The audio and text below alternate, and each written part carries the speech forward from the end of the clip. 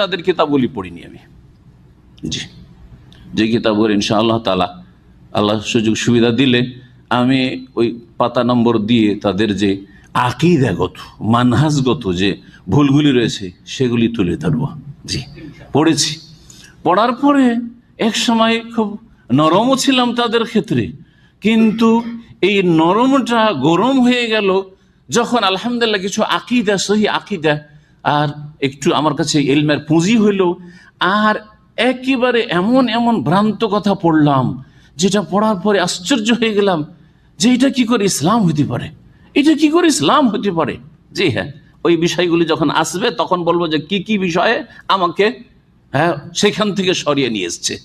অনেক এগিয়ে যাওয়ার পরে তাদের আমিরদের সাথে আমার সম্পর্ক ছিল, তারা এখনো আমাকে চেহারাতে চেনে, দেখা সাক্ষাৎ হলে এই রকমের কোলাকুলি মহানাকা, এখনো 2-4-5 বছর আগেও দেখা সাক্ষাৎ হয়েছে ছুটিতে গিয়ে।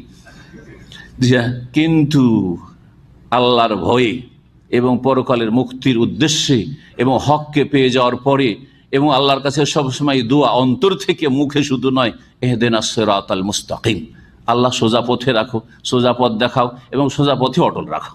জি হ্যাঁ, আল্লাহ যেন কবুল করেন। তো আলহামদুলিল্লাহ আল্লাহ রাব্বুল আলামিন সেখান থেকে ফিরিয়ে নিয়ে এসেছেন। অনেক কাছে গেছিলাম যে তাদের সাথে প্রভাবিত হয়ে, জি, খুব চমৎকার কথা আর খুব বড় বড় যে টোপ আর দুনিয়াতে কিছু বেনিফিট পাওয়ার আশা, যেটা খুব মানুষ পছন্দ করে, লাইক করে, বিষয়গুলিও আসবে ইনশাল্লাহ।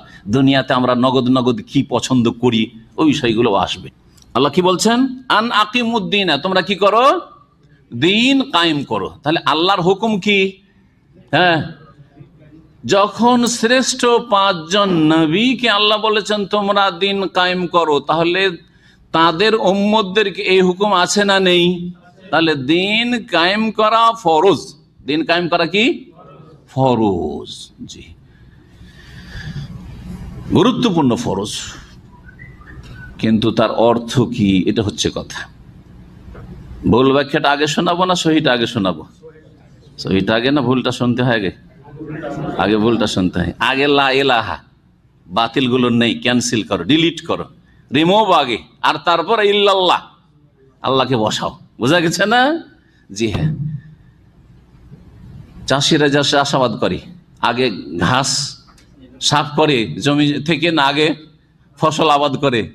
হ্যাঁ, আগে ঘাস। জি হ্যাঁ, তাহলে ভুল ব্যাখ্যাটা আগে বলে দিই, তারপরে সহি। ভুল ব্যাখ্যা হচ্ছে একামতের দিন মানে রাষ্ট্রীয় ক্ষমতায় পৌঁছা।